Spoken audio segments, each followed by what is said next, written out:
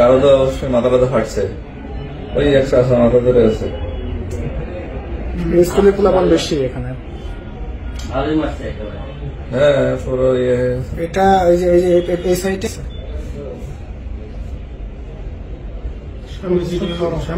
একটা চাচা ছিল।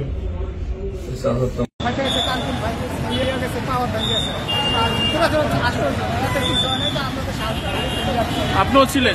আমি নিজেও ছিলাম। আচ্ছা আচ্ছা। একবার ভাবছিলাম উপরে উঠবো, আবার মনে একটা